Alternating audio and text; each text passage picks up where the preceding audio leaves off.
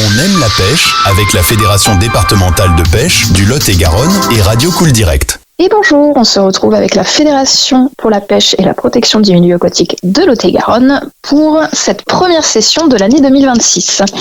Au programme, ça va être assez large pour le coup. On va parler du paiement de la carte de pêche par Chèque Vacances Connect. On va parler de la mensualisation aussi, de la carte de pêche. On va parler d'un petit projet, d'un gros projet même d'ailleurs, qui s'appelle Donner des ailes aux poissons. Je vais vous parler aussi des assemblées générales de vos associations de pêche et je vais vous parler un petit peu réglementation, pas forcément d'ailleurs dans cet ordre. Alors, pour commencer, par rapport à la carte de pêche, donc comme vous le savez, depuis mi-décembre de l'année dernière, vous pouvez acheter vos cartes de pêche 2026. La carte de pêche est obligatoire pour pouvoir pêcher, réglementairement parlant. Du coup, on a deux petites options là qui peuvent être intéressantes pour celles et ceux qui sont intéressés. On a le paiement donc de la carte de pêche qui se fait par Chèque Vacances Connect. Alors ceux qui ont des chèques papier, il me semble que vous pouvez les transférer sur l'application. Donc en fait c'est la Fédé nationale de la pêche en France et la NCV qui est l'agence nationale pour les chèques vacances qui ont signé une convention afin de permettre du coup aux structures associatives de la pêche de rejoindre le réseau des professionnels du tourisme et des loisirs qui acceptent du coup les chèques vacances. Donc ça peut être une facilité de paiement pour certaines personnes. Du coup, l'acquisition des cartes de pêche, ça rentre par conséquent dans le cadre des dépenses éligibles au paiement par chèque vacances, mais seulement, comme je vous le disais, par voie dématérialisée, exclusivement. Donc si c'est chèque papier, il faudra obligatoirement les transférer sur l'application, parce qu'il me semble que vous pouvez le faire, pour pouvoir procéder à l'achat de la carte. Donc le moyen de paiement, là, il est disponible que sur le site cardepêche.fr. Si vous allez chez un dépositaire, vous ne pourrez pas payer de cette façon. Ce n'est pas possible. Donc, les bénéficiaires, en fait, vous devez avoir un smartphone, donc peu importe que ce soit un iPhone ou un Android, ça passe aussi. Vous téléchargez l'application Chèque Vacances Connect, vous activez, vous gérez votre compte et vous validez vos dépenses parce que vous avez un code personnel de paiement, du coup, à utiliser. Donc, vous pouvez payer directement au centime près tout ou une partie de la carte sur un panier d'un montant supérieur à 20 €. Et le complément, après, se fait par carte bancaire. Attention, je vous le redis, il n'est pas possible d'utiliser ce moyen de paiement chez les dépositaires. Les coupons sport ne sont pas concernés par cette mesure. C'est vraiment que les chèques vacances. Et les chèques vacances classiques au format papier ne sont pas acceptés, mais peuvent être échangés en chèque vacances Connect directement sur le site. Pour plus d'informations, vous pouvez tout à fait aller sur le site cardepêche.fr. Il y a une page dédiée justement à l'ANCV. Donc voilà pour l'achat avec les chèques vacances. Vous avez aussi la possibilité de mensualiser votre carte de pêche. Voilà, ça permet de rendre accessible donc le loisir pêche aussi au plus grand nombre. Donc la Fédération nationale expérimente depuis 2023, donc ça commence à faire déjà quelques années, un nouveau mode de paiement en plusieurs fois sur cardepêche.fr toujours. Vous ne pouvez pas chez les dépositaires et donc ce partenariat, donc là vous payez votre carte de pêche en 3 à 4 fois par carte bancaire via Onet pour toute adhésion qui va être égale ou supérieure à 80 €. Je vous invite à vous rendre sur le site cardepêche.fr. Il y a un petit onglet pour le paiement Onet parce qu'en fait, il y a des conditions spéciales d'utilisation. Par exemple, certaines personnes, certains d'entre vous, du coup, ne seront pas éligibles puisqu'il y a certaines cartes bancaires qui ne sont pas acceptées. Par exemple. Donc, je vous invite quand même à consulter avant d'essayer, comme ça vous serez sûr si ça peut fonctionner ou pas. Et du coup, vous êtes obligé de passer par Internet directement pour pouvoir l'acheter en plusieurs fois. Donc, ça permet un paiement échelonné si vous ne pouvez pas forcément assurer tout le paiement d'un coup. Au niveau, pareil, bénévolat et implication dans vos associations. Du coup, durant tout le premier trimestre 2026, vos associations de pêche, donc vos APPMA, elles sont tenues d'organiser leurs assemblées générales. Donc, tout pêcheur qui est titulaire d'une carte de pêche, automatiquement, il adhère à une association de pêche. Quand vous prenez votre carte de pêche, par exemple, à un tondeau ou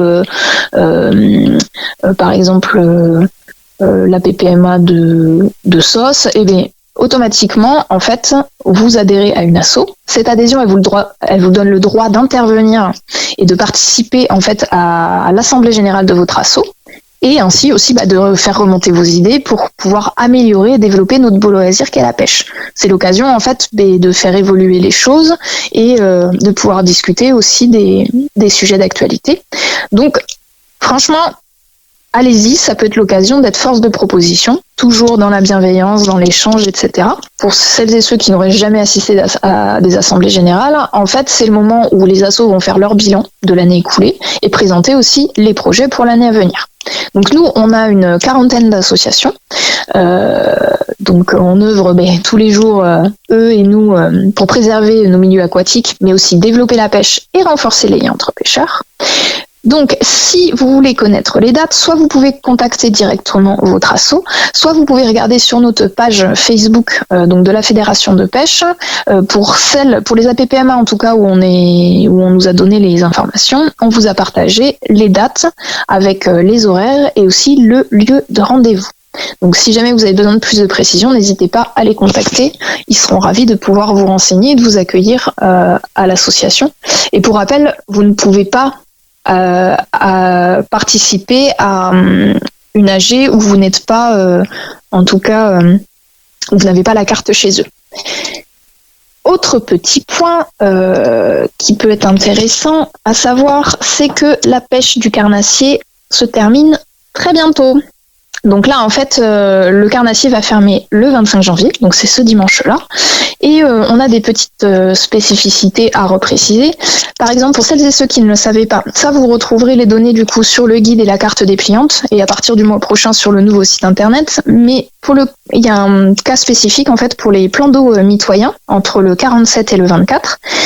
Donc je vous refais le petit point. Selon donc l'application de la réglementation la moins contraignante, dans le cas des rivières ou des lacs mitoyens, en 2021, en fait, la Dordogne avait lancé en expérimentation sur 6 lacs, dont 2 qui sont limitrophes avec le Lot-et-Garonne, le fait que la pêche du cendre, elle est autorisée du 26 janvier, donc du lendemain de la fermeture du carnassier, jusqu'au 13 mars, donc la veille de l'ouverture de la truite en première catégorie, donc sur les lacs du Lescoro et de la Nette. Donc ça veut dire que vous pouvez pêcher le cendre. Je vous invite à vous renseigner sur les techniques, etc., qui sont autorisées ou non. D'autre part, pendant la fermeture spécifique du brochet dans les cours d'eau de deuxième catégorie, soit du 26 janvier au 24 avril inclus, la pêche au vif, poisson mort ou artificiel, à la cuillère et autres leurres est interdite. Et là, on a une nouvelle spécificité cette année par rapport au canal. Donc c'est à titre expérimental. Donc dans le canal latéral à la Garonne, la pêche au leurre est autorisée toute l'année, avec obligation de remise à l'eau des espèces concernées, donc brochet, perche, sande, black bass, durant leur période de fermeture spécifique. Donc, durant la période de fermeture de la pêche du brochet, toutefois, les leurres doivent être obligatoirement équipés d'hameçons sans ardillon ou avec ardillon écrasé. Donc ça, vous pouvez tout à fait le retrouver pour pouvoir bien vous imprégner sur le guide et la carte dépliante, qui sont téléchargeables donc sur le site internet www.pêche47.com ou même sur nos réseaux sociaux puisqu'on les a partagés. Et si vous voulez la version papier, vous pouvez les retrouver chez nos dépositaires. Donc il y a un peu de tout, il y a les magasins d'articles de pêche, on a des mairies, on a des offices de tourisme, un peu comme tous les ans. Et du coup, ça c'est une nouveauté pour cette année, donc je vous invite à bien vous en imprégner pour pas faire de bêtises quand vous allez pêcher sur le canal. Voilà, pour la réglementation, en tout cas, sinon, il n'y a pas de gros changements. Pour les dates d'ouverture, etc., vous pourrez regarder aussi sur le guide. On aura l'ouverture de la truite en première catégorie le samedi 14 mars. On aura l'ouverture de la pêche des carnassiers hors black bass en deuxième catégorie, donc le samedi 25 avril, et l'ouverture de la pêche du black bass en deuxième catégorie, qui sera le samedi 20 juin. Et ça, de toute façon, on vous fera de la communication au fur et à mesure, que ce soit via le podcast ou sur nos réseaux, quand on arrivera à date. Et pour celles et ceux qui ont envie de se renseigner un petit peu, de passer un petit moment à regarder une vidéo, on a posté sur notre page YouTube, donc c'est Pêche 47 aussi, une petite vidéo qui s'appelle « Donner des ailes aux poissons ».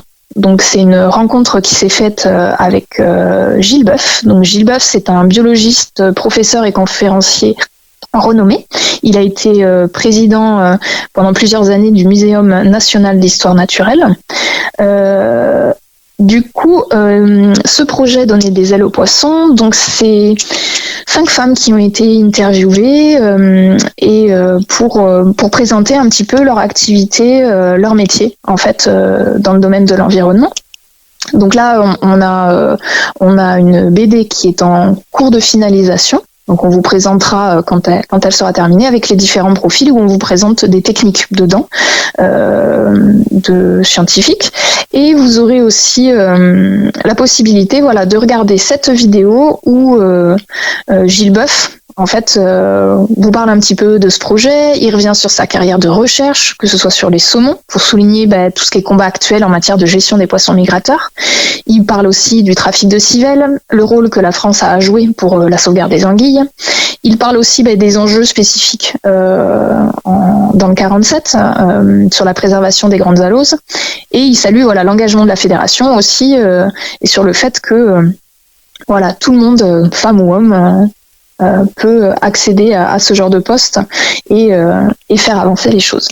Donc n'hésitez pas à aller jeter un petit coup d'œil à la vidéo et à la partager autour de vous, et de toute façon on reviendra vers vous avec les petites planches de BD quand elles seront prêtes et qu'on pourra les valoriser de façon la plus optimale possible.